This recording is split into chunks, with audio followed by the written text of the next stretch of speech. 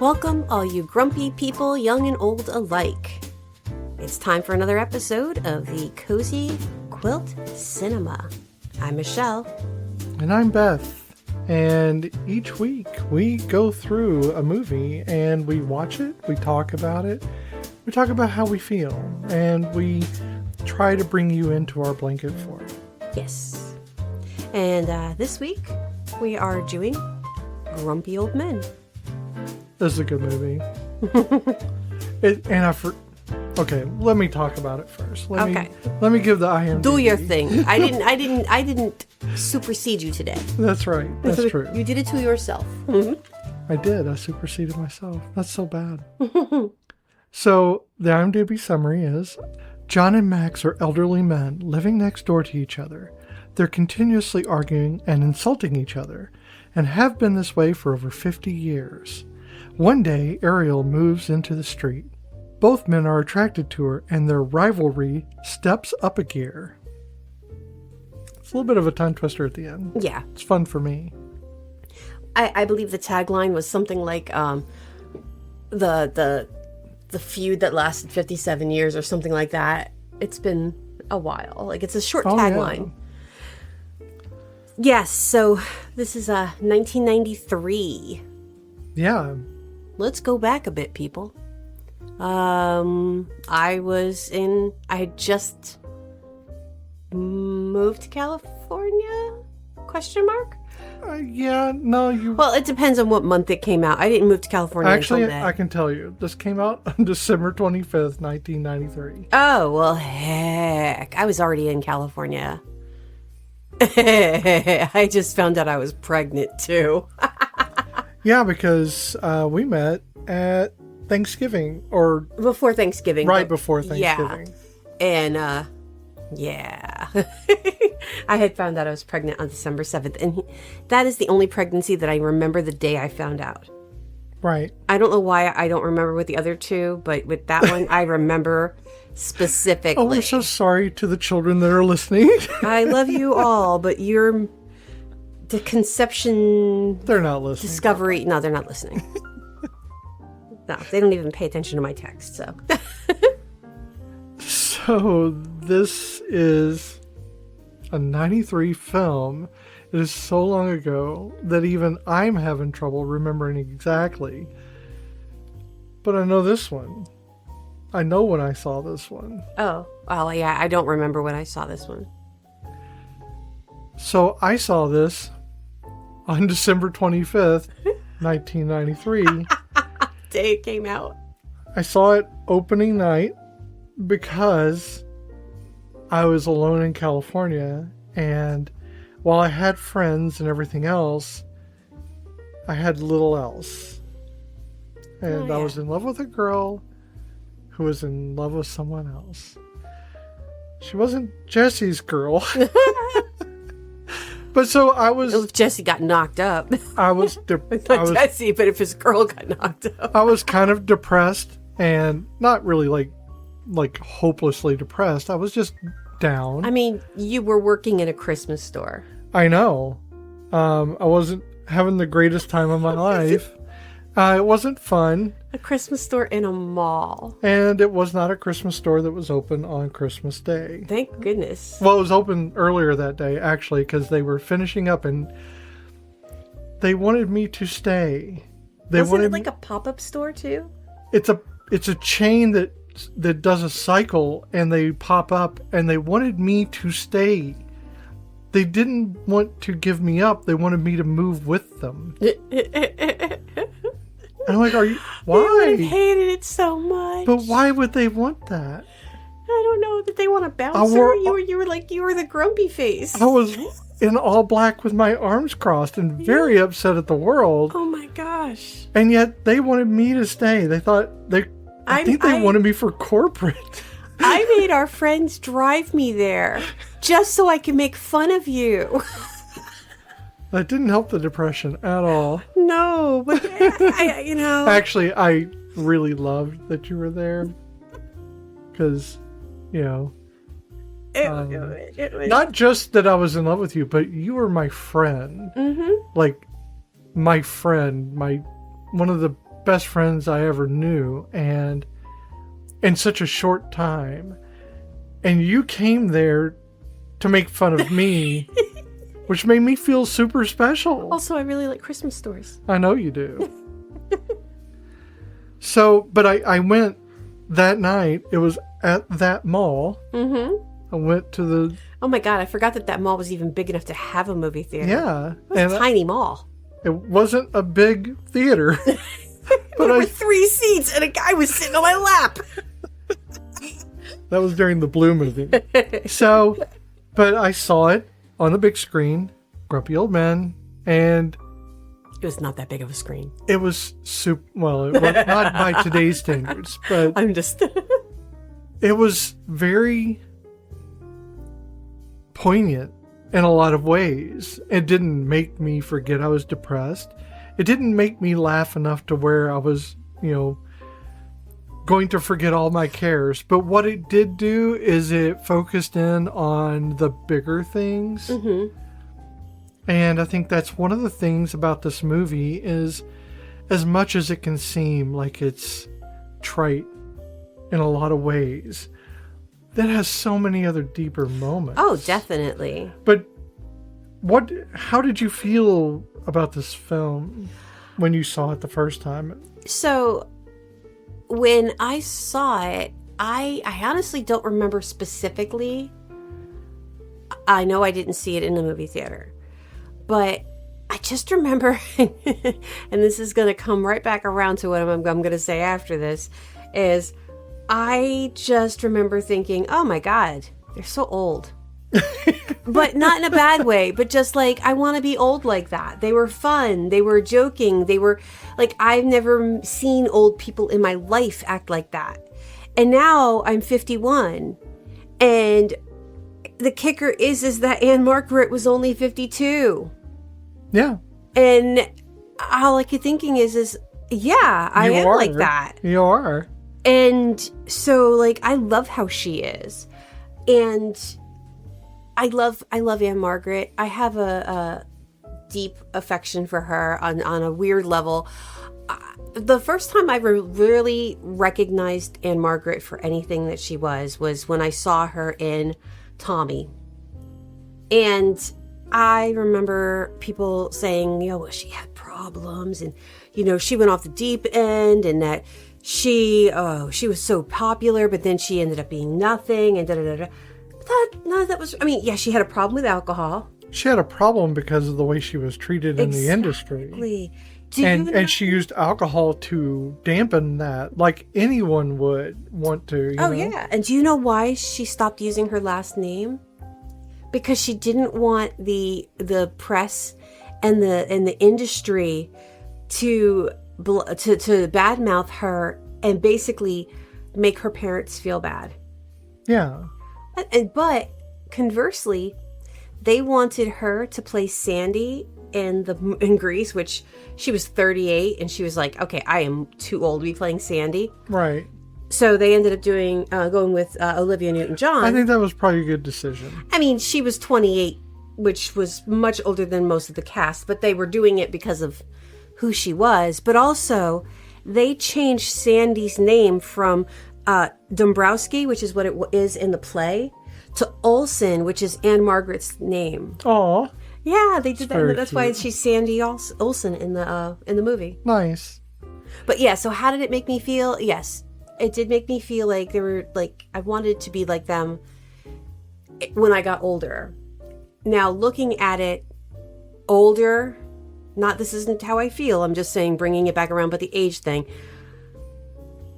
I don't think and this is my vanity, I don't think I look as old as she looks at that point at 52 as I look at 51. No. And we talk about this often when you see people, like things from like the 80s and the 90s and even earlier than that, and they're our age, but they look like they're 30 years older than us. And it always kind of like, we always comment about that, but it's not a brag, because it's not just us or it's other our people generation. our age. Yeah. And I don't know if it's just because we have tamped down our frustrations, and it has made us slightly immortal. I know what it is. It's two things. It is? It is excellent moisterizers. That is true. And we are vampires. No, we don't emote because we were told we can't emote. it's true. As children, we were told, stop crying. But I think the main component is that we have microplastics in us. Well, that is true too. So we all have like homegrown plastic surgery. Right. I think there's not a lot of like actual flesh there to do anything with. But I mean, if you don't emote, you're not going to have wrinkles. Sure, I guess. That is true. I have very little wrinkles. So you mentioned the age of Anne Margaret. Jack Lemmon was 68. Yes. In 93 when this movie came out. Walter Matthau was 73. Now, Burgess Meredith was 85, playing a 94-year-old son, something 97 like that. maybe. He was basically playing Jack Lemmon's dad. Right. Oh, and he was playing. Yeah, and there was only 17 years. I mean, granted, he could have had him when he was 17. Sure, absolutely. My mother had me when she was 16. So there you go. And O.C. Davis was 75. Oh, wow. And I forgot about his character, Charlie. I forgot that Chuck died. Or Chuck. Yeah, Charlie. I forgot that Chuck died. But also, I kept thinking it was Burgess Meredith's character. Yeah, but I think that's in Grumpier Old Men. That's in Grumpier Old Men, I believe, because I don't think he actually completed that film. I don't remember, and I didn't want to look it up because, again, It was his last film. It was, yeah. Grumpier Old Men was his last film, and I'm not sure if he completed it or what, but I don't think he made it through that. I think that was... Well, also with Walter Matthau, it was so cold in Minnesota where they were filming, he ended up with double pneumonia. Oh no. Yeah, that's not good. And if you don't know what double pneumonia is, because even I had to look it up, I didn't realize it was just because you have pneumonia in both your lungs. Right. I just thought pneumonia lived in both your lungs, not one or the other. Yeah, apparently you can get infection in one and not the other. Yeah. So, yeah. I did not realize that. So yes, double pneumonia. I thought it was just like an old-timey exaggeration. You have pneumonia and a sinus infection. You got double pneumonia. Not really. It's important to note that we're talking about a film in which everyone, all the primaries except for Anne Margaret, are dead. They're deceased. So... I mean, Kevin Pollak and Daryl Hannah, but they're not primaries. The primaries. Yes. So Jack Lemmon, he died in 2001. Mm-hmm. Walter Matthau died in 2000. Anne Margaret's still alive? I know, I said that. Except for Anne Margaret. And O.C. Davis was in 2005, and Burgess Meredith is in 1997. Yes. So we're talking about people that have passed away, and the movie that if you decide to watch this, keep in mind that these people had full, long lives, and they were old, grumpy people in this film, but they loved each other. Mm-hmm. They did many films together, especially Jack Lemmon and Walter Matthau. I wrote them all down. Oh, do it. Tell us. Okay, so they were in, I think, 10 movies together. I honestly forget, because one thing said 12, one said 10. So I'm going to go with 10. And one of them is not officially on the list, but they were both in it, even if they weren't doing a buddy. Yeah, the primaries, yeah. Yes. So they were in 1966. They were in The Fortune Cookie. In 1960. I know that one. I've seen that one several times. In 1968, they were the original Odd Couple. Yeah. In 1974, they were in a movie called The Front Page. In 1975, they did two movies. One called Prisoners of... Sorry, I gotta take off my glasses to read. Second Avenue. And The Sunshine Boys. Those were the two 1975 movies. In 1981, they did Buddy Buddy. Now... Here is where it gets, this one is the controversial one. They were both in JFK. Right. Now, it was not a comedy. It wasn't a buddy movie, and they weren't the primaries, right. But they were both in that movie. Then in 93, Grumpy Old Men. In 95, Grass Harp. Grumpier Old Men. 7, Out to Sea, and 98, The Odd Couple 2. Yeah. So yes, they were in a lot of movies together. They had a good long run. But if I'm on a movie roll, 3 of the mains were all in Elvis movies. And when I made that comment to you the other day, I forget, what movie did you say? Blue Hawaii. Oh, Blue Hawaii was not one of the movies. I know, I did that on purpose. I was so hoping that was one of them, but no. No, I was making a joke. Burgess Meredith is in the only one I've never heard of. So, well, I've not heard of a lot of Elvis movies, but out of the 3, it was the only one I'd not heard of. So Burgess Meredith was in a movie with Elvis called Stay Away, Joe. Yeah. Okay. Walter Matthau was in King Creole. Okay. And Anne Margaret, if you don't know, which is one of his one of his famous movies, Viva Las Vegas. Yeah.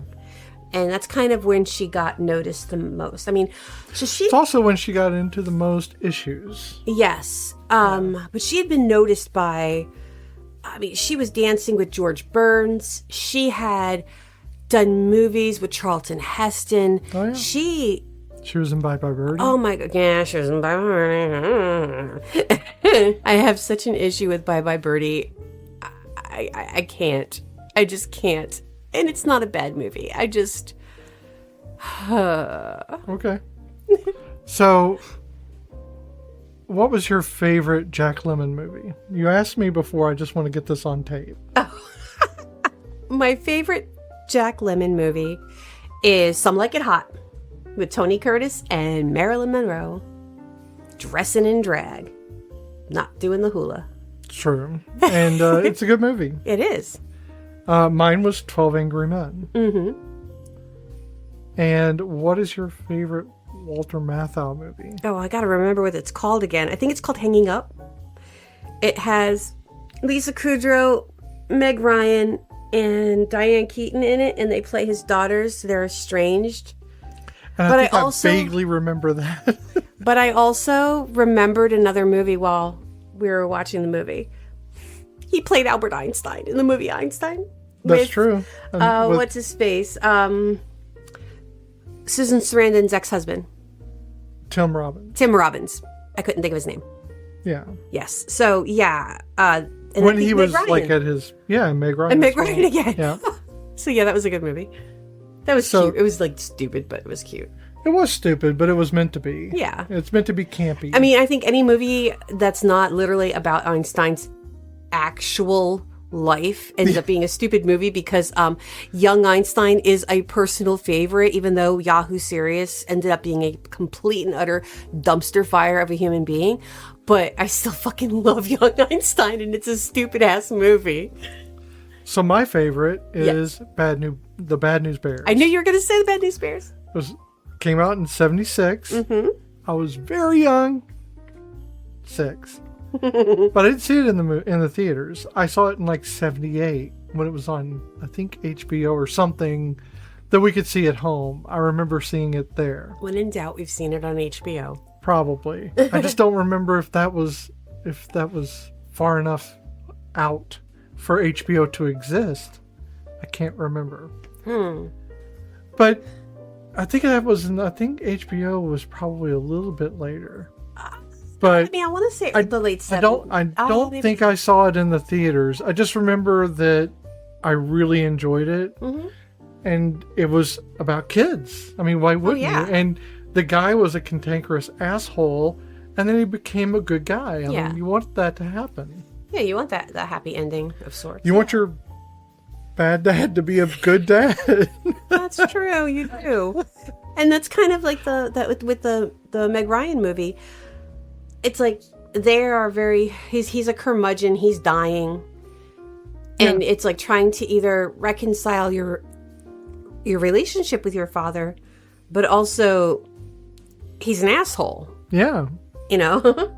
So the director for Grumpy Old Men, not Grumpier Old Men, but I think he did both, actually, yeah. The director is Donald Petrie. Yes. He did Mystic Pizza. Yeah, I wrote that down. A fave. Miss Congeniality. I have that one as well. Which is crazy, because I didn't even realize that. And How to Lose a Guy in 10 Days. Yes, he was the director on all 3 of those movies. So he's got the triumvirate Plus grumpy old men. Plus grumpy old men. And probably a few more. Yeah. So, did you know that Dean Martin and Jerry Lewis were originally asked to play the roles? Yes. I can't even. It would not have worked.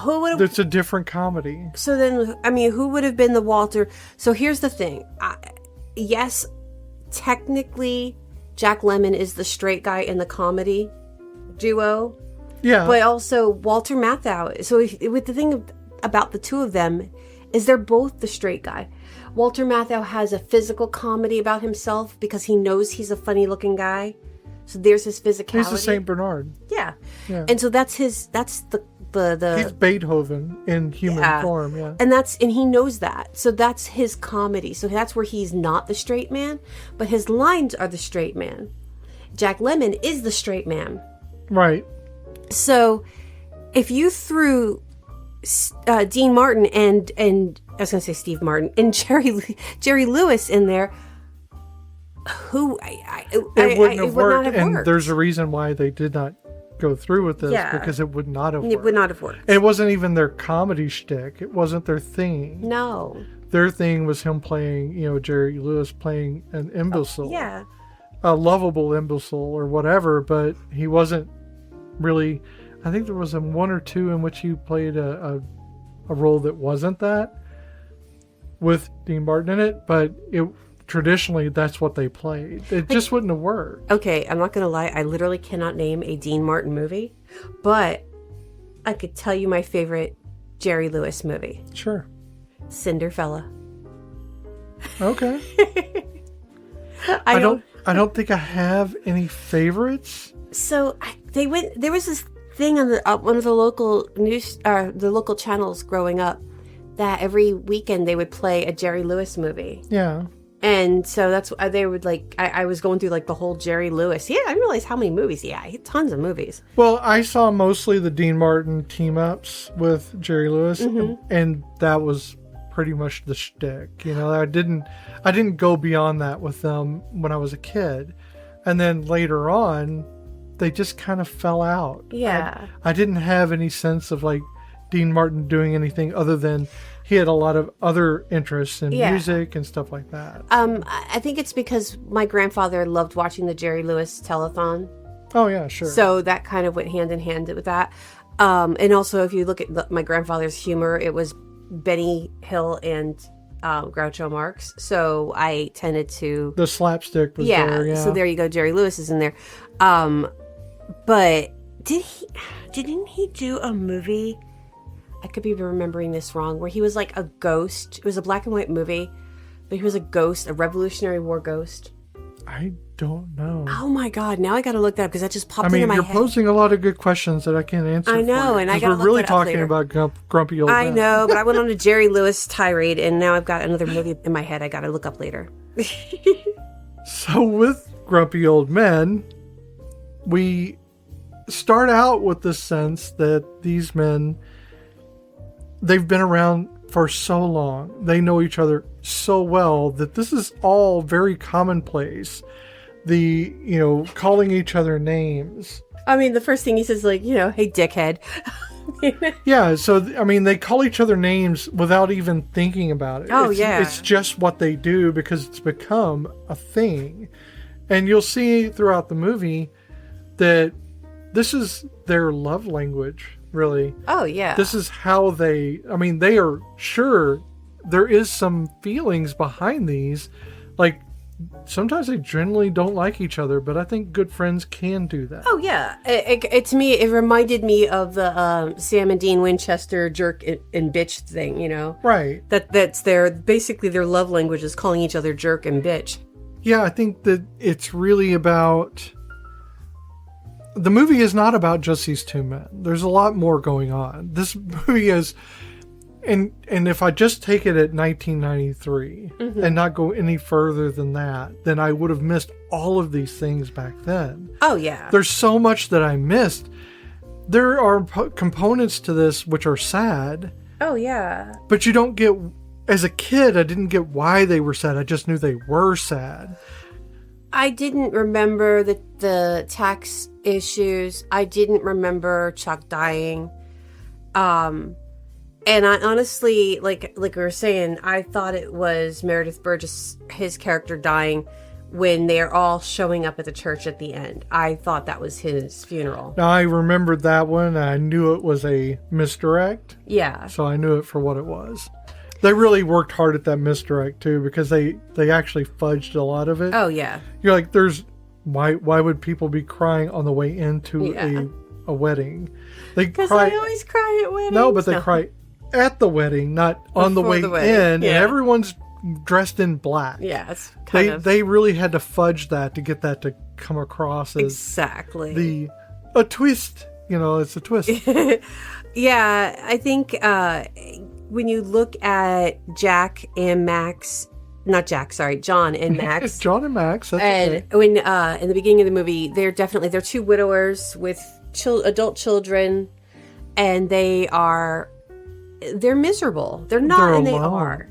They're alone. They're very, very alone. And they're alone because they've gotten used to the idea of not having others in their lives. Yeah, so their wives have both passed on. No, that's not true. You're right. Yeah, for John Gustafson. Yes. His wife is his ex-wife. Yes, I forgot about And whether or not she's alive really doesn't matter because they haven't been together. They had not been together since then. Yes. And it's Max Goldman. Mm-hmm. He's the widower. His wife, Amy, had died. Yes. And that he still feels that loss, and that's kind of he places a lot of his emotions in John. Mm-hmm.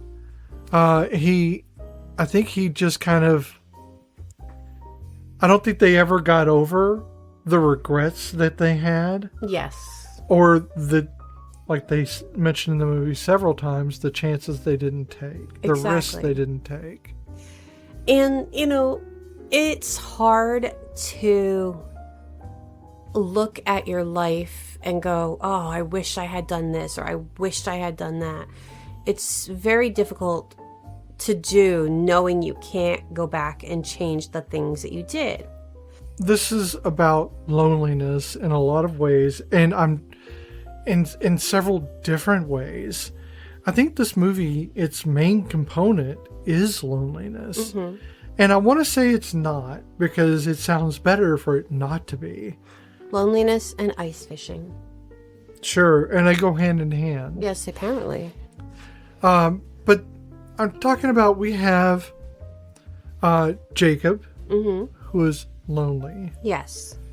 Played by Kevin Pollak. Right. And we have Melanie, who is also lonely. And I think she's separated. Mm-hmm. All right. And this is John's daughter. Yes. And that's played by Daryl Hannah. Yes. But they're lonely. And Ariel, who comes in, she is also lonely. Mm-hmm. Her husband had died. 5 months prior, yes. Right.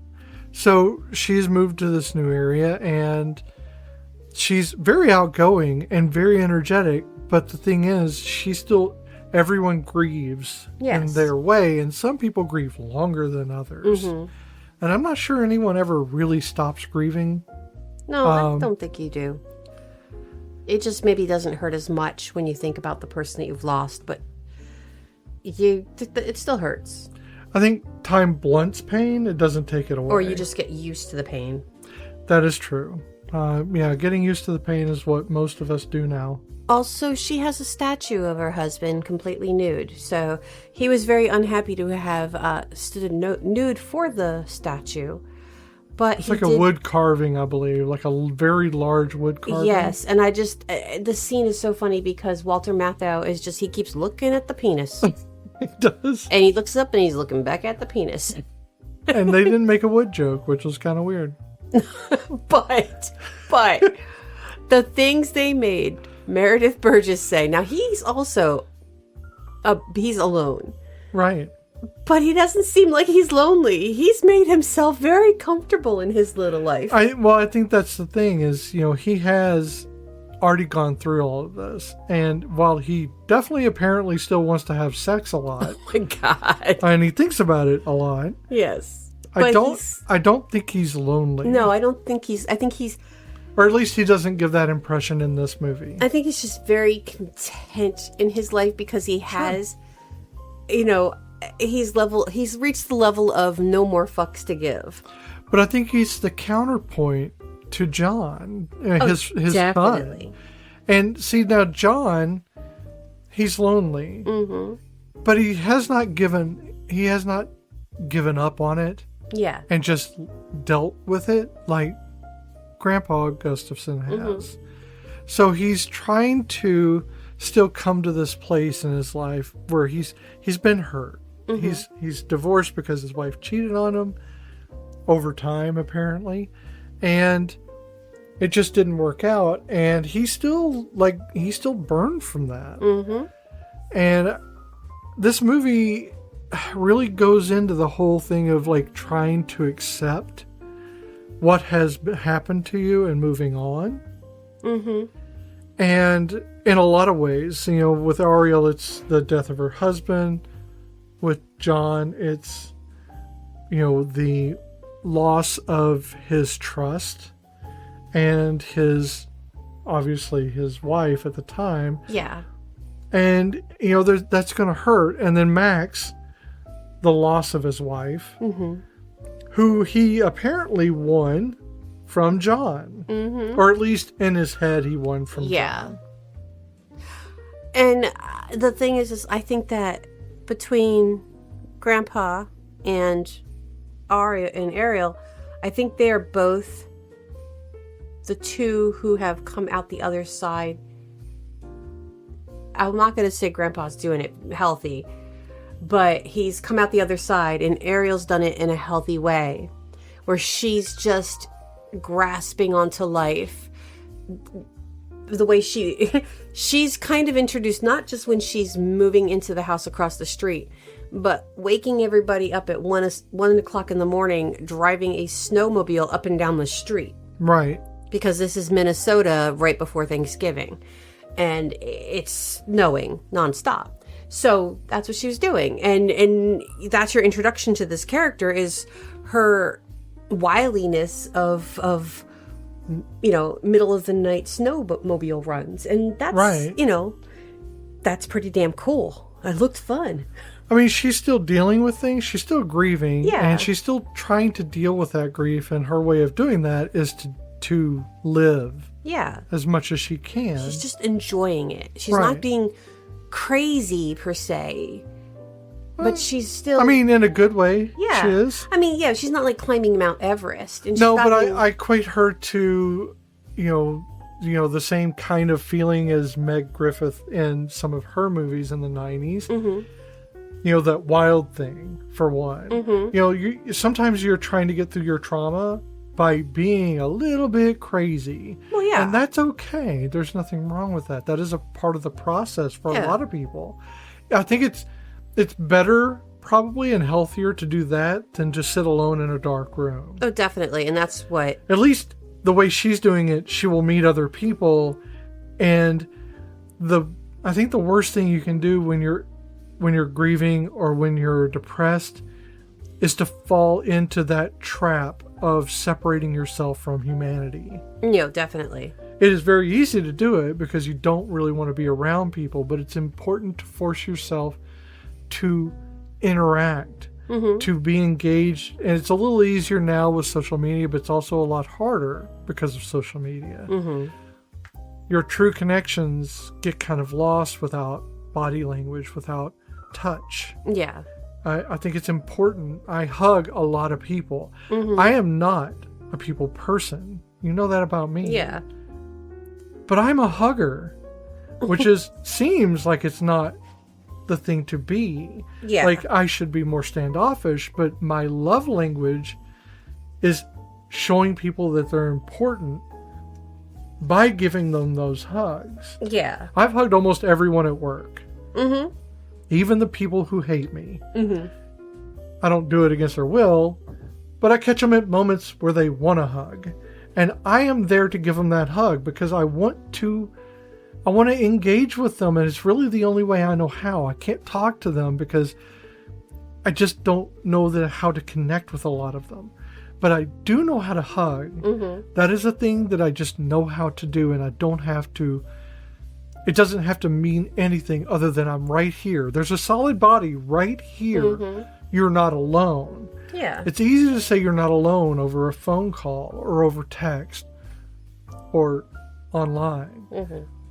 It's another thing to say you're not alone. I'm physically here. I'm right here touching you. You can feel me. It's going to be okay. Yeah.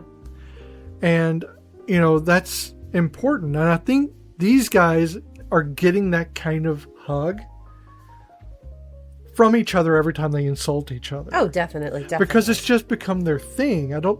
I know that John is not upset necessarily about Amy picking Max, but he hasn't really gotten over that because you get the sense that he was in love with her and they were probably all in this neighborhood and, they were all neighborhood kids and, Amy fell in love with Max over John in the end. Mm-hmm. And Max has always kind of lorded that over him. Even after Amy died. Yeah. And so I don't know. I don't know if, what the backstories are enough to know how to deal with the ex-wife dyad. Yeah. But I think that we can say these men are both grieving in their own way for different reasons, but they found a way to alleviate that or mitigate that in some way by the constant insults and the pranks and everything else. It keeps them busy. Yeah. It keeps them distracted, just like we would with a phone or whatever. Mm-hmm. And this is 1993, so you have to consider that, cell phones are babies. And, these two older gentlemen at this point are probably, like you and I would be playing video games. Right. They're watching the nightly news. Or they're playing the lottery, or they're fucking with each other because they can control the other one's TV through the remote. Yeah. That is the second movie in which we've had a remote fight. You're right. That is true. Because we had Poltergeist. Oh yeah. Had the remote fight. That is funny. Although that was more of an actual dueling remotes, but in this one we have the prank where Max. Walter Matthau, uses his remote to mess with John, who we find out has money troubles because of his not tax evasion, just unpaid taxes. Yes. And because his ex not only left him after cheating on him, but also kind of screwed him over on the taxes in some way.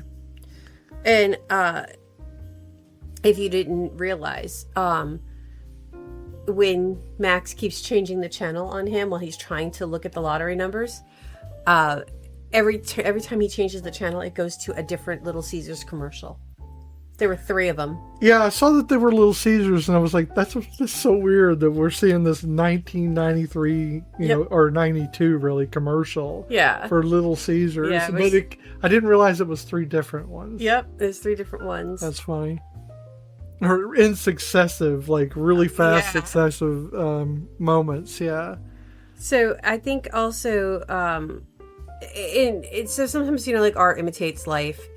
It wasn't Jack Lemmon who had a problem with money. It was Walter Matthau. He was known as a prolific gambler.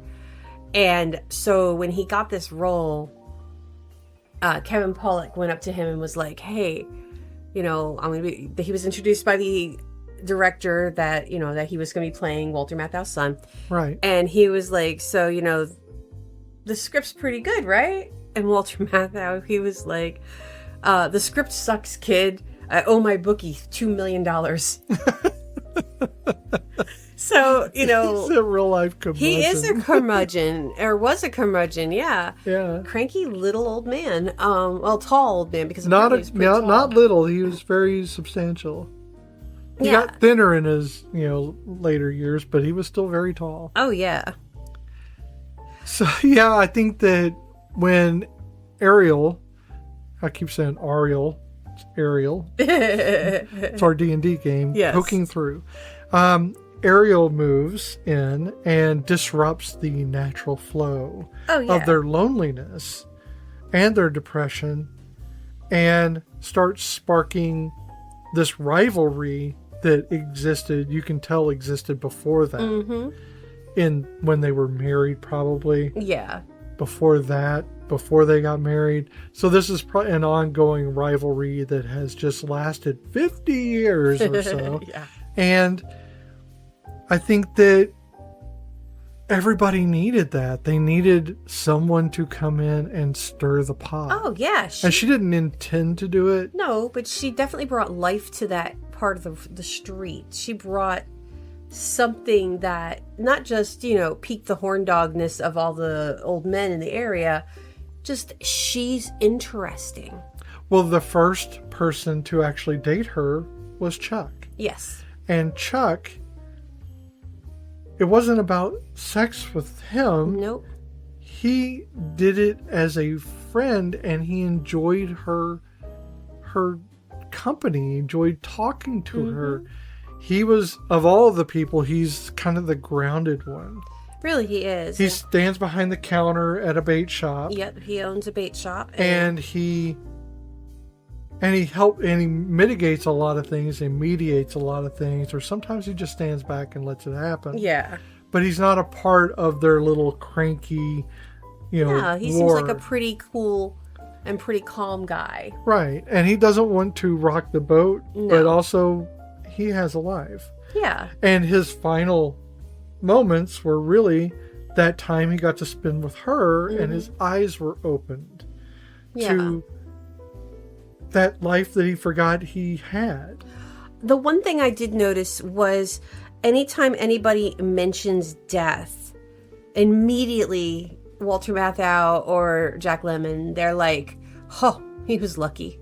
Like on how people die. Yeah. And that's kind of messed up if you really think Dying about in your it. sleep. Oh, he got lucky. Yeah. And it's like they're talking about the dude who got into the car accident. And he's like, oh yeah, how's he doing? He's like, well, he died. And he's like, lucky bastard.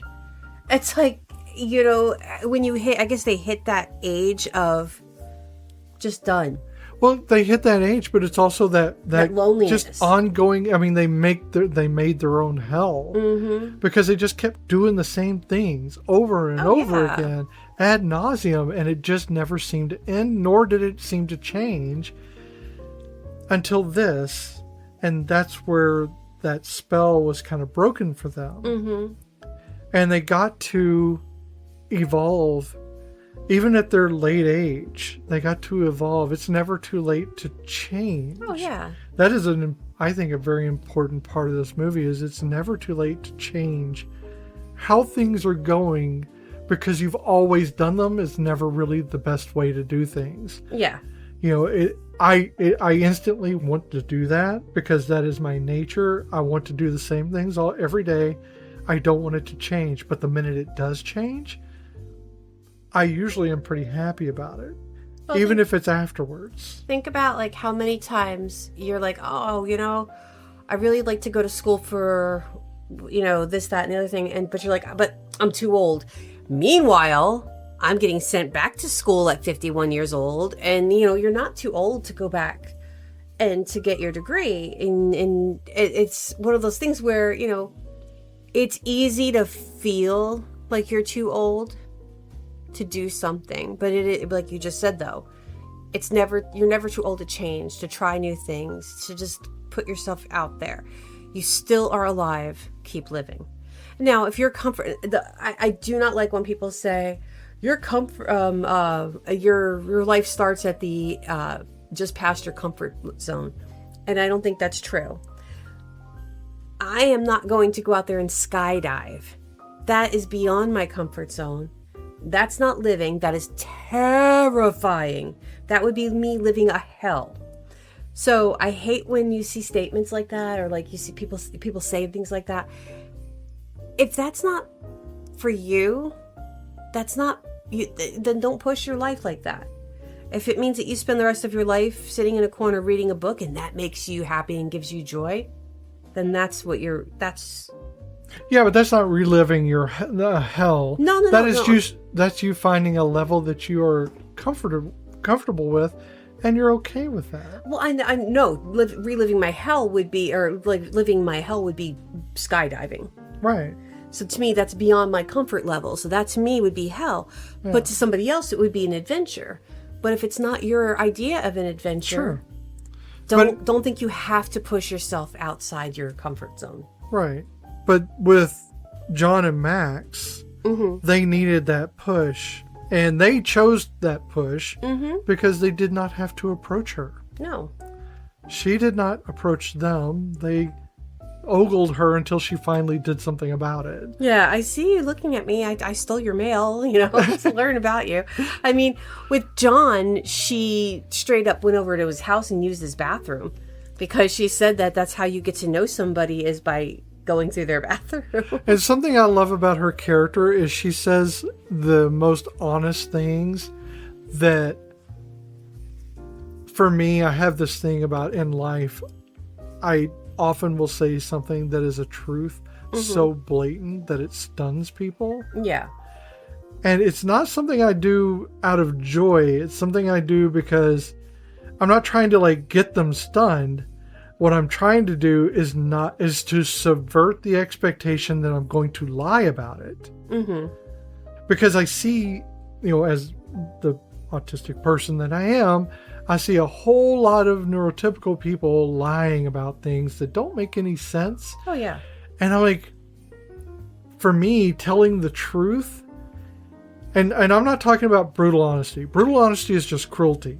Oh, definitely. So when someone says, I'm so honest, I'm brutal. I'm brutally honest. No, you're just a bitch. That's what that is. Yeah. That's just being mean because you enjoy causing others pain. And that's a different thing.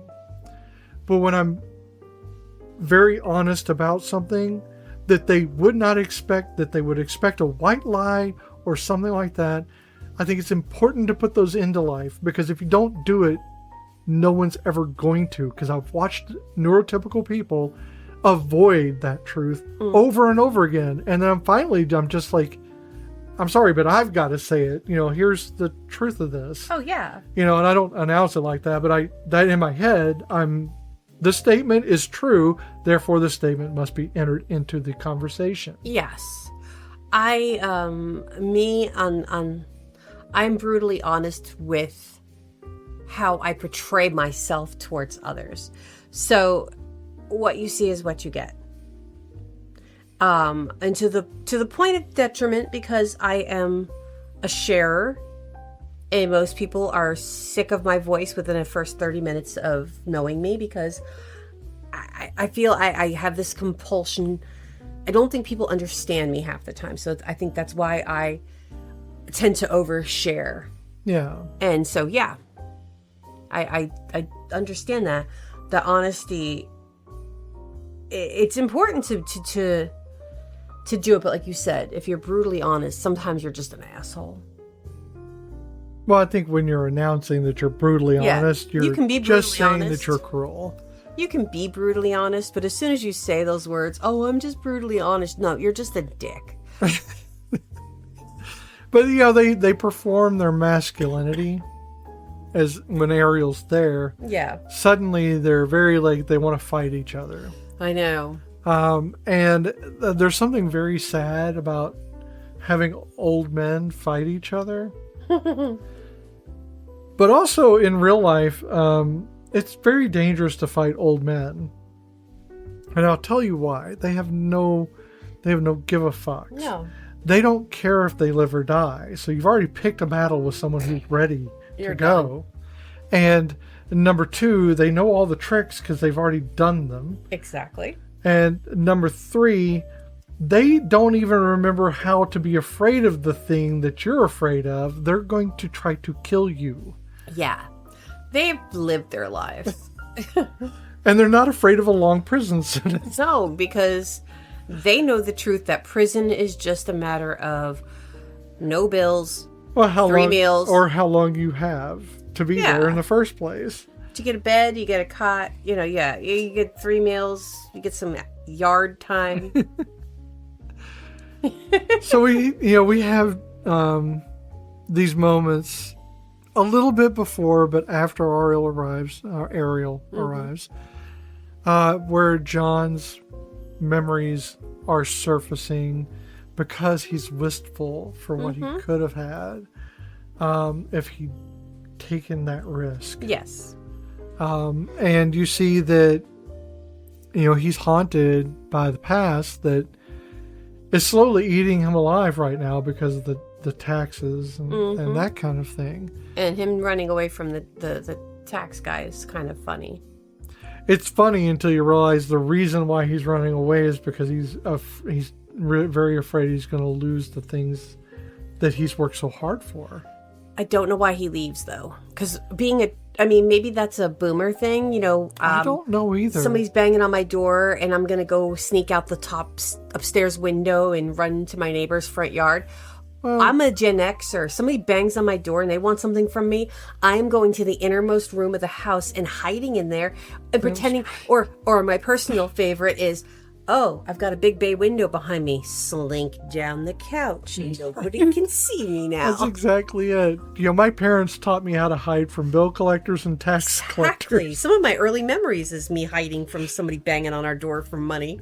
So, he does that, but I think it's, maybe it's the boomer thing, but also maybe it's just for the movie. Comedic effect. Jack Lemmon climbing out of a window in his pajama pants and a coat is kind of funny. Right. It's also, again, sad because, this older man he was a teacher for... Yes, taught history. Yeah, he taught history and, he did the work, he was retired, but he lost his pension. Yep. He doesn't have any money. He's had to sell his piano that he loves. Yep. And, it's just... those types of things, you see him still processing grief, but also gaining more grief as he goes. Mm-hmm. And it's very hard in those moments to see why John is still holding on. Yeah, and which is probably when, again, the whole comments about, lucky bastard for dying. Right. Yeah. He's depressed without coming out and saying he's depressed. And...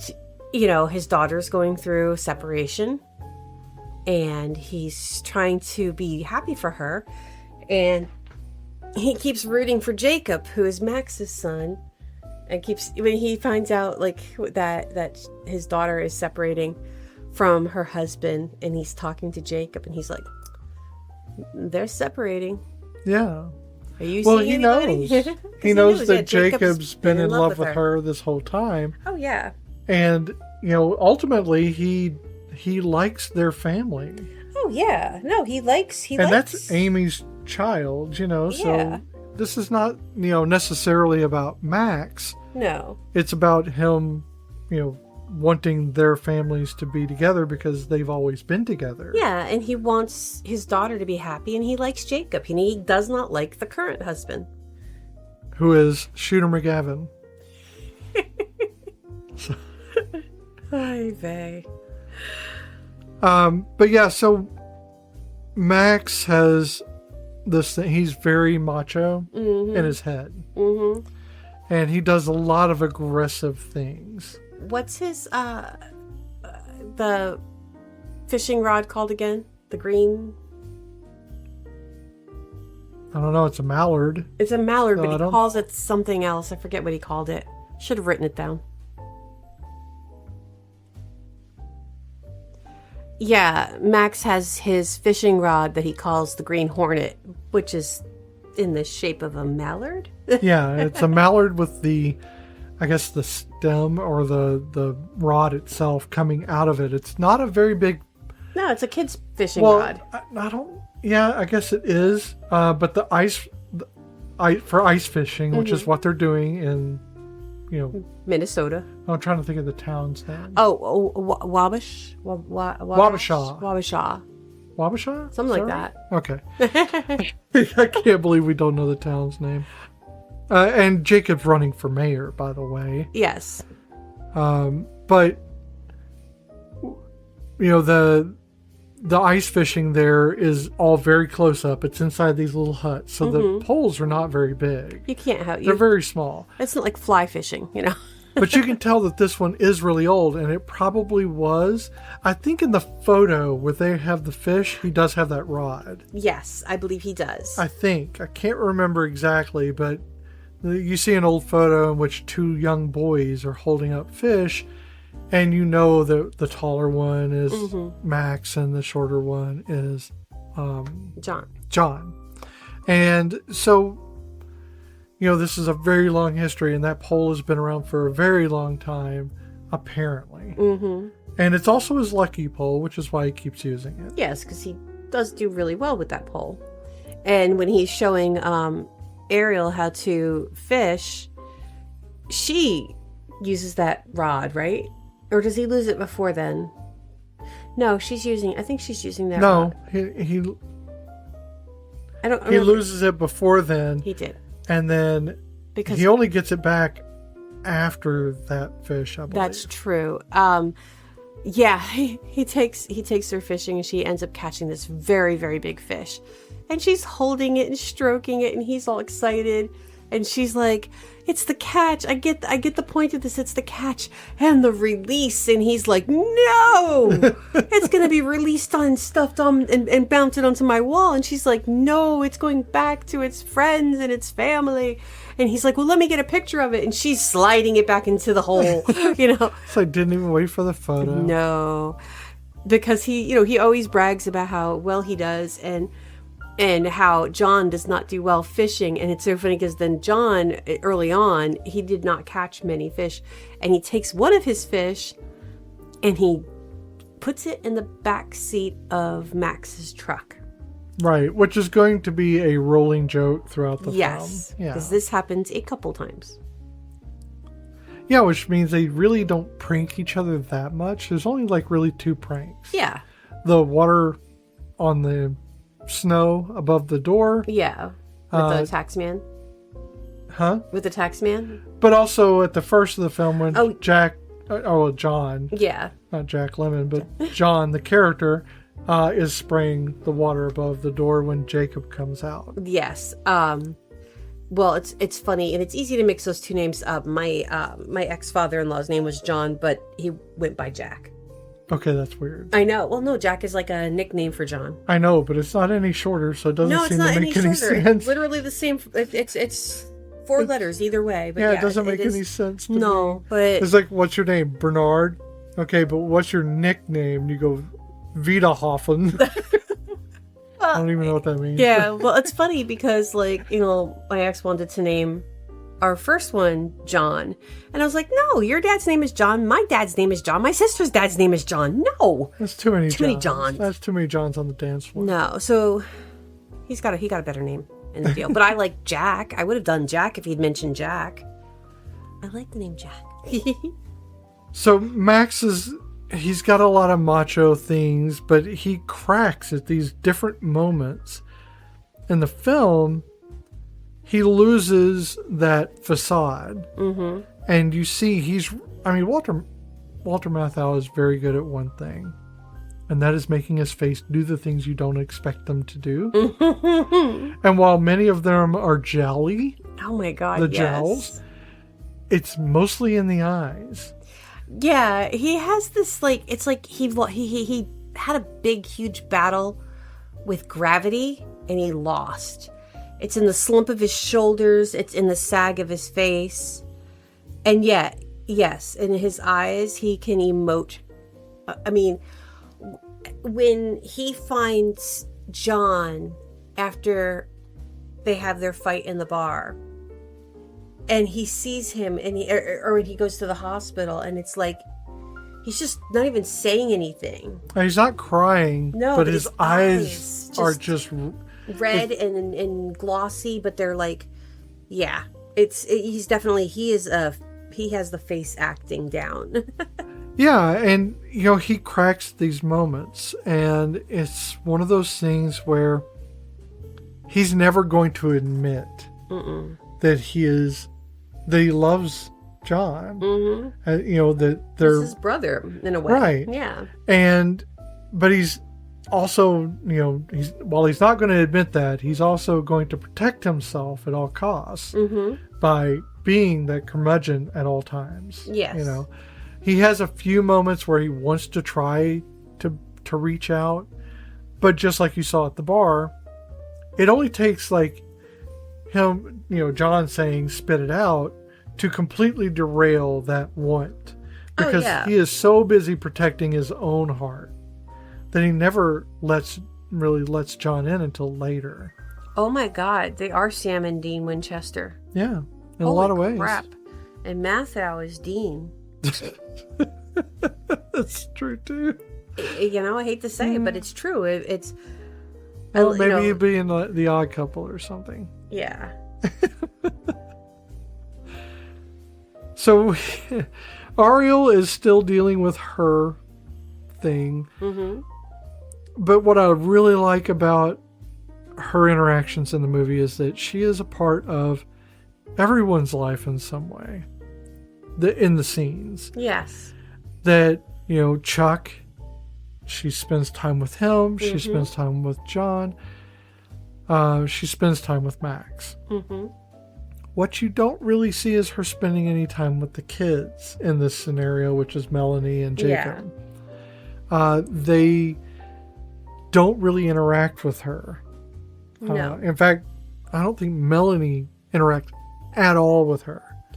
No, I don't think so. I think only Jacob is talking in the room with her, but they don't directly address each other.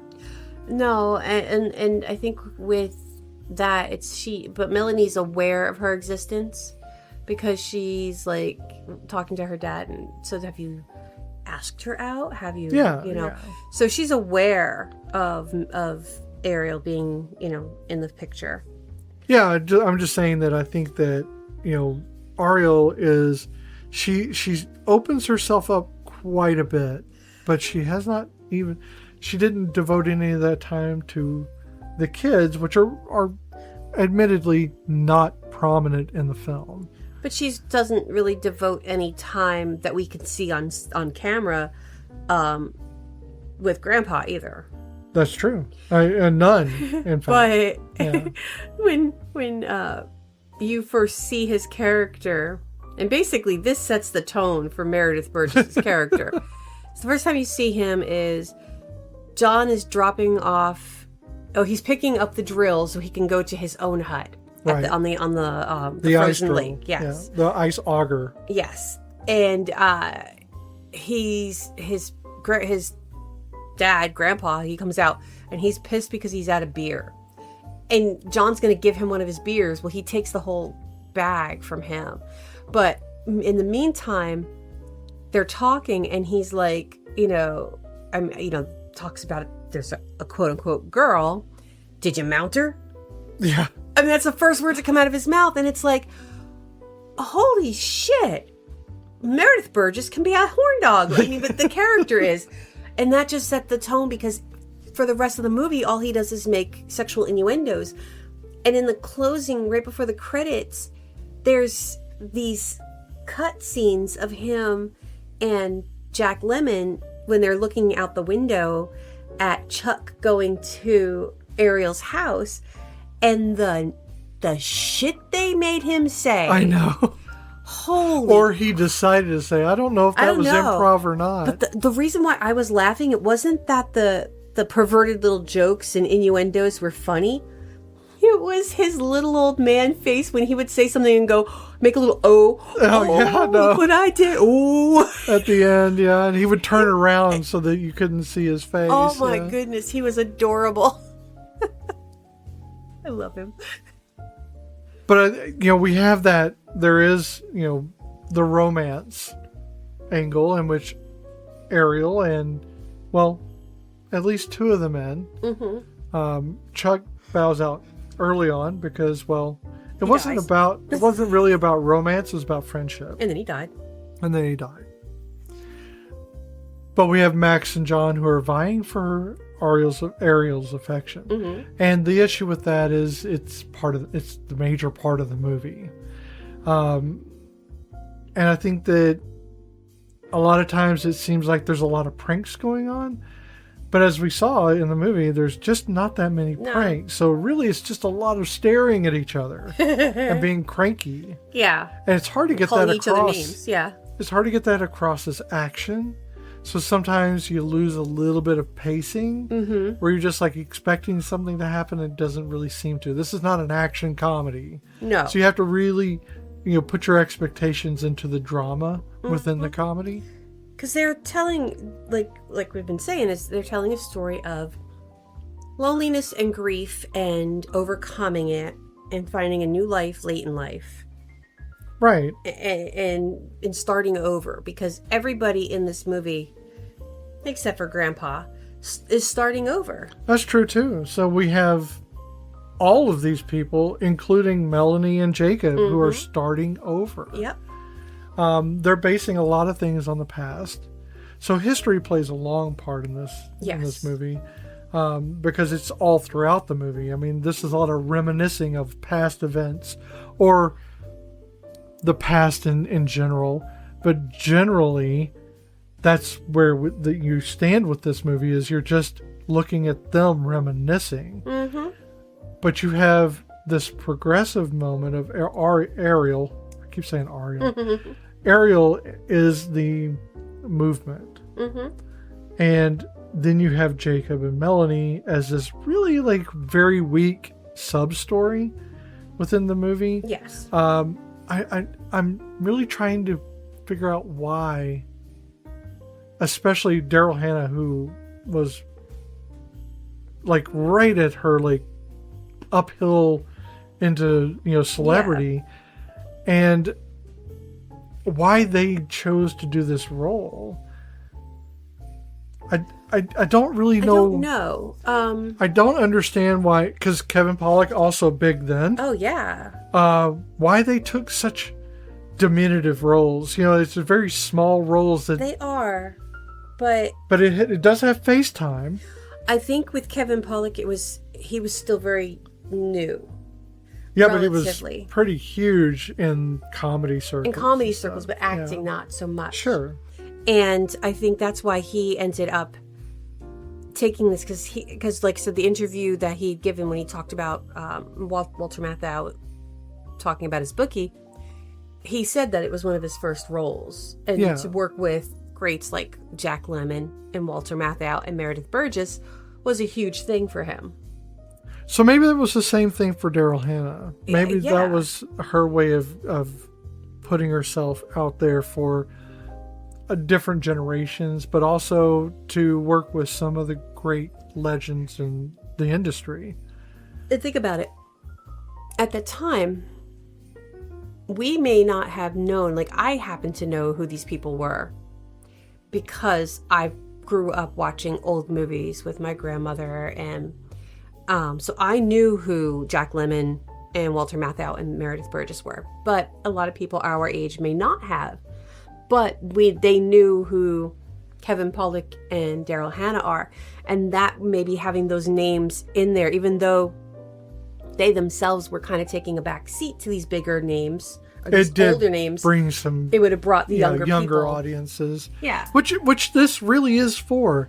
I know it's grumpy old men, but it's aimed at slightly less old grumpy men. Yeah. The later, maybe 30s and 40s. That's kind of what it seemed aimed at. But also, you have that draw of this younger couple that are finding their way together. Yeah, that even though she has a child, it's not. Again, starting over is not important. Is not impossible. Right. We have this moments of hope. Mm-hmm. And I think that the movie plays a lot on... And it's a slow burn for them. Oh, yeah. Because even at the end of the movie, they're not together. But and you can tell at time that there's been time apart. Because Kevin says to her, or Jacob says to Melanie, you look good. And she's like, I feel good. And then they talk about the divorce. Right. And so time and he's mayor now. And he's mayor now. So time has obviously passed. Right. I don't know. I think this movie has so many complex pieces, and I don't know if it was intentional. I can't say that it's intentional for everything. And there are some that I'm probably adding in myself emotionally. But I think I've been pretty honest with this one that while it lags a little bit, I think that much of it has to do with you have to pay attention to the film. Yeah. Because you can't just look away and listen to it. There's a lot of physical reactions and physical, not comedy necessarily, but... Well, Jack Lemmon falling off the roof is kind of funny. Right. and Margaret running out of the sauna. Yes, and flopping around on the snow. Leotard or bathing suit. I'm not sure what that's supposed to be. Or when they're up on the hill, and she just throws herself backwards, and he's like, "Are you okay?" And then she starts making snow angels. Right. That is funny, and because again, she's living in the moment, and it sounds so cliche and so, hippy dippy, but she was living in the moment. And she was a little hippy dippy, and that's kind of that's the way they made her because she's from California. Oh yeah, so yeah, the stereotype of the Californians, Yeah, living in Minnesota. Surf's up, bro. Yeah, snow surfing. Oh, they invented snowboarding and grumpy old man. Excellent. Well, it's funny because our daughter did the whole snow thing too, snow swimming, but she was on the swim team. But the swim team was taking turns taking videos of each other diving into the snow because they couldn't go to their swim meet. And so they were wearing their swimsuits. I don't know if diving into the snow. Yeah, I remember that. Yeah, but instead this was a sauna, and you could hear her in the sauna, and then she runs out of the sauna, and Aunt Margaret throws herself onto the snow and flops around. And I think that's when Melanie sees her for the first time, right?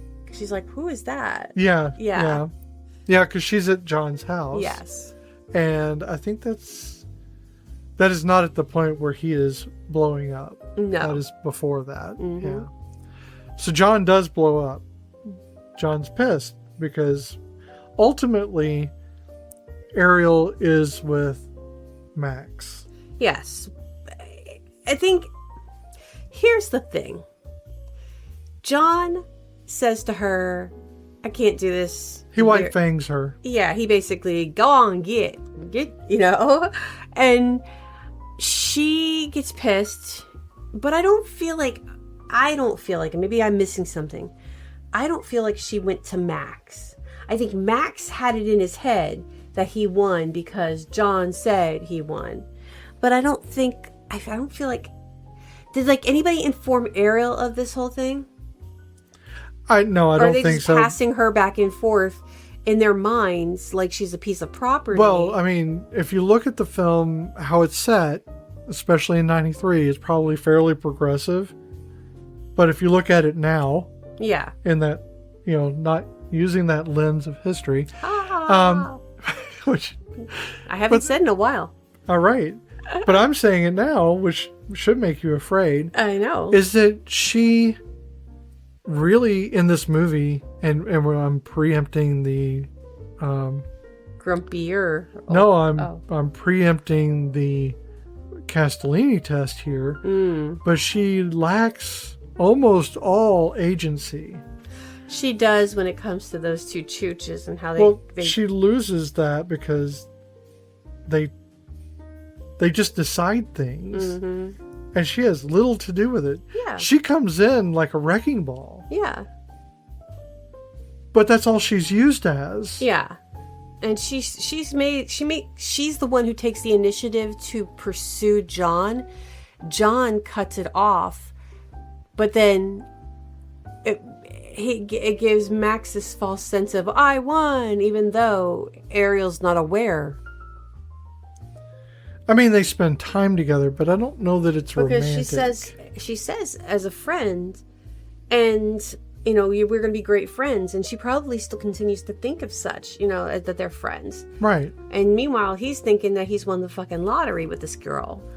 But again, it's that lack of agency where she doesn't get a choice in this. He's decided this already. Yeah. And John is also just as bad because he's like, well, I'm letting you have her. She is not a prize to be won. Nope, she not is a just human property. being. And that's the thing, is they're kind of trading her like a card back and forth, as if she has given any consent to that. Meanwhile, she's rolling around in her front yard Right. and painting pictures. Right. And I think she's very much not aware of all the goings on between the two, even though she seems to be hyper observant. But yeah, I think that she just lacks the agency that she should have in this film. Maybe in the other one she does. I never saw that one. Don't remember. I did see it, but I don't remember all of it. It's been a very long time since I've seen that one. Yeah. So we have grandfather, who is, Burgess Meredith, and he kind of, I think he ties things together because he's the limitation. Yes. So you only have so much time in life, and they are seeing this older man who's alone. He's a career alone. Yeah. And because he hasn't found anyone else, he talks about sex all the time, but he's alone all the time. And while he may be just as happy as can be, that is not how these two want to end up. No. When they spend time in the shack, they spend it begrudgingly. Whereas Grandpa is there, enjoying his life. enjoying himself because he enjoys what he does. Not everybody needs to be with someone. Yeah. He's happy to fish every day and drink his beer.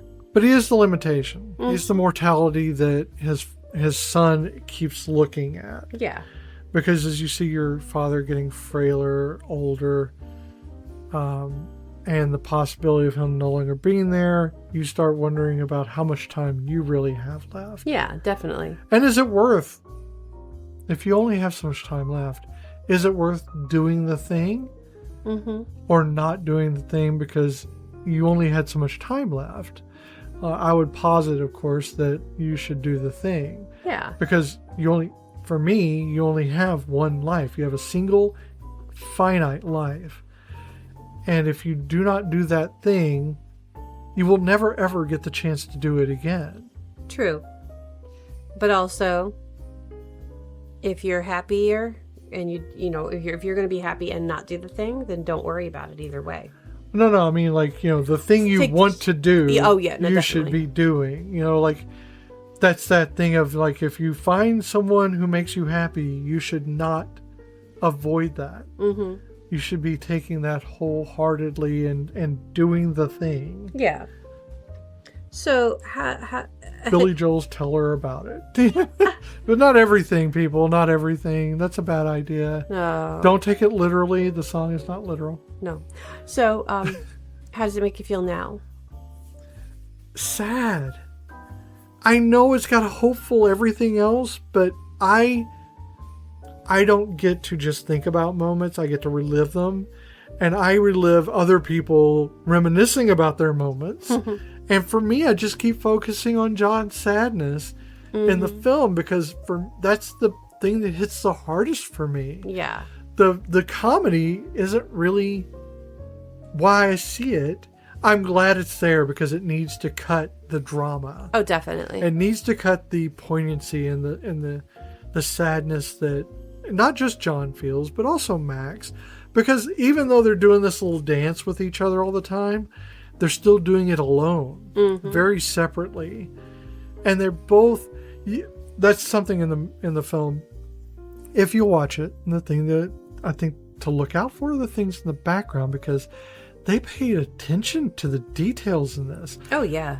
In John's house, when he's doing something, you see Max doing something in his house. And when it cuts over to Max, he's doing that thing. Yep. And you see John doing his thing in the window behind him. Yeah, they're very, very aware that the windows are open and you can see into each other's houses. Because they comment about that many times. So you can see into each other's houses, but the person whose house you cannot see into is Ariel's. Right. But these two have lived next to each other so long that they've developed being together alone. Yeah. And that's a very lonely way to be with someone. Oh, definitely. And I think towards the end of the film, you get to see that change. Mm-hmm. And I like that it's really not John. And it's no one's fault. It is how you mitigate your own grief and pain and everything else. But it's not necessarily John. It's more Max, who just never got over feeling like he somehow lost. Yeah. Which, this isn't a competition. No, and that's what it kind of comes to in the end. This isn't a competition, and your friend could die on you with you being a little asshole the whole time. Mm-hmm. Or a tall asshole. Tall asshole, yeah. With a long butt crack. And that's how he won Ariel. He showed off his butt crack. So, yeah, I mean, again, I understand that it makes you feel sad, and there is a sadness to it. It just seeing actors that, you know, you grew up watching in movies and seeing them portraying these older, you know, adults.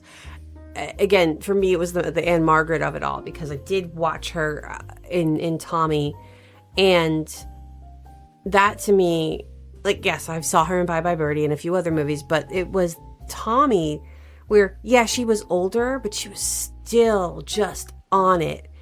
And then seeing her in Grumpy Old Men, and I'm like, oh my God, she's still beautiful, but she's so much older now. And now I'm looking at her and I'm going, bitch, we is the same age, you know? We could be friends. And that would mean so much to me, you know? It would be really, really cool. But also, I don't know. There's a lot of feelings in this movie. I didn't remember a lot of what happened in this movie. So for me, I've got a lot of fresh feelings. I forgot about Chuck. I forgot about the horn dog, Meredith Burgess. I forgot about Dre. I forgot about Dre because, you know, he ain't dead. He's in my basement. God, that's weird. You don't know the lyrics? I know. It's weird that you brought up the lyrics. Oh. So quickly. Yeah, that's who I am. You didn't hesitate. You just kind of you just rolled right into it. It was weird. But like, I would have had to think about it, but you just kind of just rolled in. Sometimes those things pop into the fact that I could barely keep my eyes open, mostly it's because the light is shining in my eyes, and it's not your fault, it's just the light. And the fact that I could do that, it really scares me sometimes. Really does. Oh my God, I'm so itchy. We were doing a lot of work today out in the barn, and it's just itchy day. So Castellini. What do you think? Okay, well, I guess we're going to segue to that. I know. You did an excellent segue, by the way. Chicken itchies, and yeah. And you just blurred out Castellini. Castellini. All right, so let's see where it falls on the Castellini test on femininity, or not femininity, on feminism. Feminism, equity. I mean, we can put femininity in there if you want to. Sure. That's fine. I think Walter Matthau could use some lip liner. He needs more femininity in his life. I mean, the man had only broccoli and no mistletoe. Yeah, that's kind of weird. But he did eat a lot of TV dinners. He did. So I was actually surprised he had the broccoli. Now, my other question is, last name is Goldman.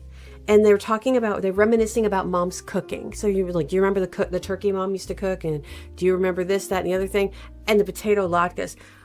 That's not Christmas. I mean, I ate a lot of potato latkes, but I'm from New Jersey. Yeah, but I don't know. I don't know. To me, I just equate potato latkes to Hanukkah. Sure, but that doesn't mean that they couldn't have it other times. I'm not saying that. I'm just saying, were they Jewish or not? I mean, not that it matters. Well, I'm just not. Goldman, I guess you can make the assumption. I mean, we did watch The Birdcage. And I guess that makes us experts. Well, the last name was Goldman and they were Jewish. Just like we slept at a Holiday Inn Express. I heard somebody the other day said I put the ish in Jewish. I love that. I put the wish in Jewish. That's even better. They can use that one. You can give it to them. Oh, sure. I don't even know who it was. It was some... Oh, no. I think it might have been one of my podcasts I listened to. Oh, okay. Well, you can contact them and let them know to use that instead. Yeah. It's like the Greendale thing where, like, you know, the dean, instead of saying for, like, the environmental day or World Day or whatever it is. And he says instead of Greendale, he changes it. He changes the name. To Greendale. No, he doesn't do that. No, he doesn't. He should have done that. They should have done that, yeah. But he used a worst pun, and they had 5,000 flyers printed up, and he told them to destroy them and rename it to Greendale, like Jeff had said. Yeah, and so basically this isn't near as funny if I have to explain it on the podcast. It's not as funny, but yeah. Yeah. Okay. There have to be at least 2 named women characters with at least 5 lines of dialogue each. Ariel and Meredith? Or not Meredith. Oh my God. Melanie? Melanie? Meredith. Sure. Yeah, I think we could say they both had it. That's going to be weird if this passes. Those characters must have a conversation, not necessarily with the other woman, which is good because they did not. They did not. Either not about their partner or with their partner, future or current, and not about their relationship.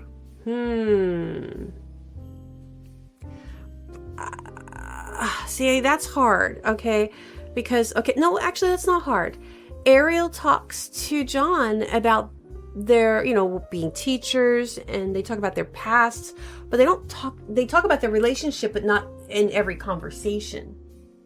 They talk about other things. And also Melanie talks to her father. Yep.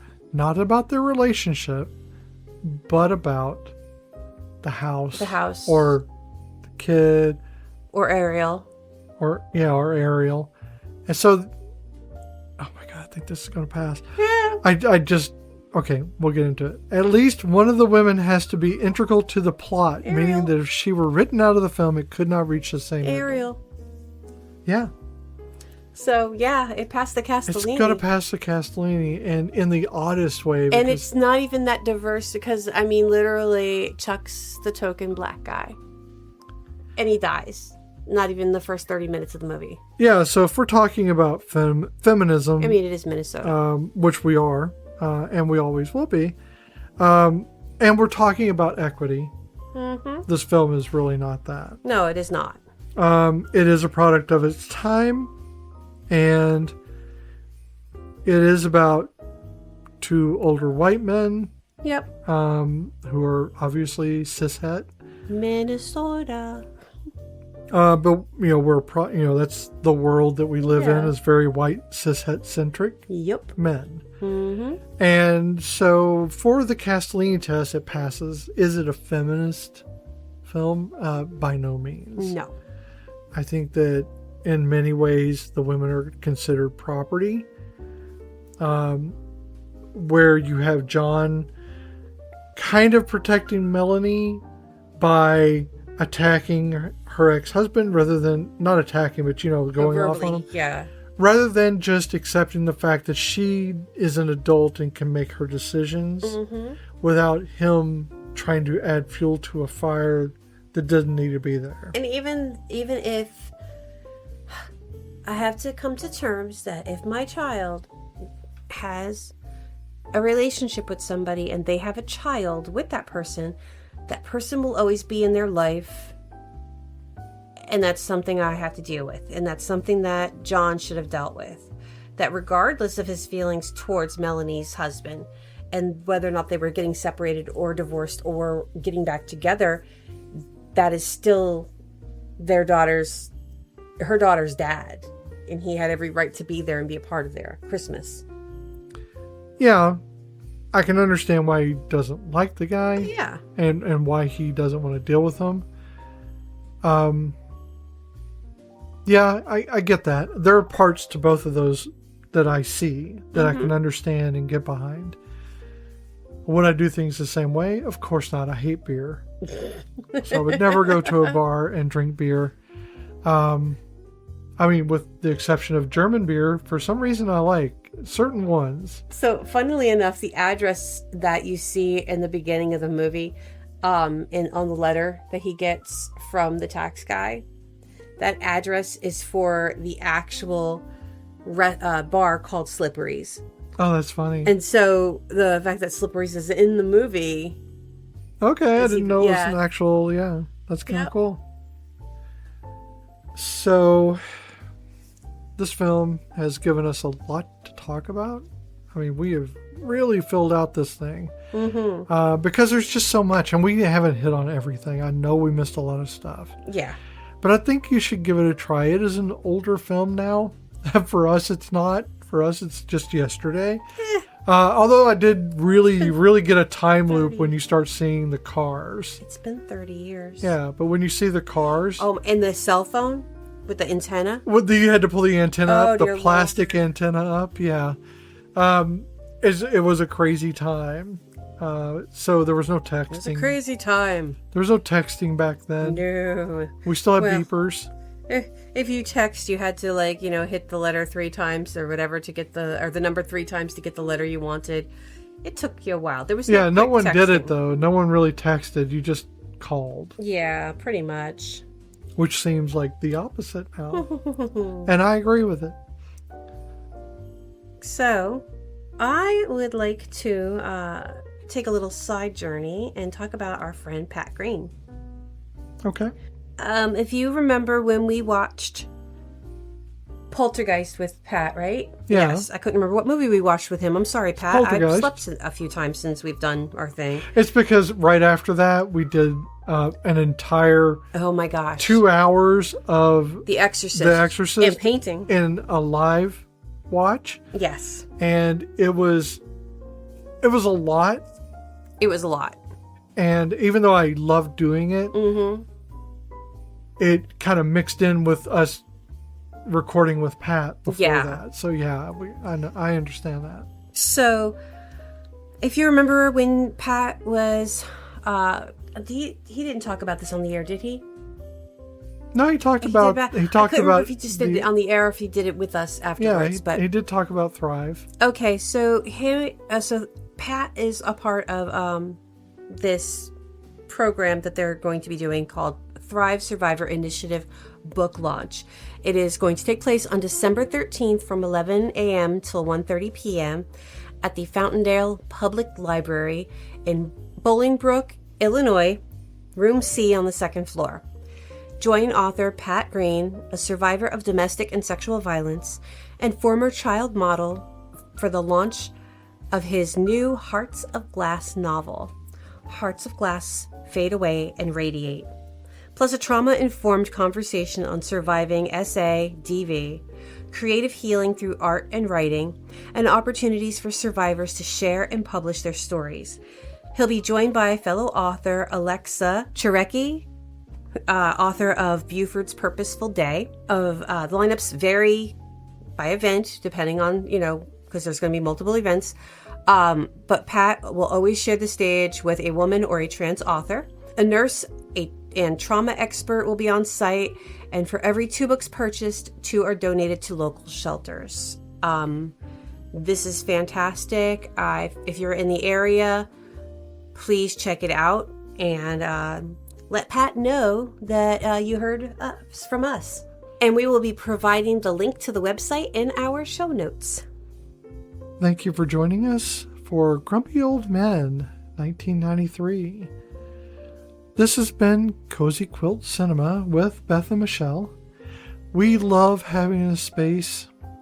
We love having you here, right with us in the blanket fort, watching these movies. We want to share our emotions and insights that we feel linger with us after the movie is over. We want to keep those feelings going. So why don't you follow us on Instagram and Blue Sky? You can do that at Cozy Quilt Cinema, all one word. Or you can send your feedback and personal reflections to cozyquiltcinema@gmail.com. You can always find our episodes wherever you listen to finer podcasts. Please consider subscribing and leave a rating to help our community grow. So we actually received our first movie request from Nicole, and she would like to see, obviously not see, but she would like to hear us discuss Bridget Jones' Diary. Sure. So if you have any requests, we have a list of movies we need to get through, and we will try to get through all of them. But if you have a request of a movie that you think we might... And Bridget Jones was actually already on our list. It really was. It was. But if you have one and maybe it's not on our list and we can add it to our list, please contact us, email us, send us a private message on Instagram. We would love to hear from you. Absolutely. And maybe try to guess the movie.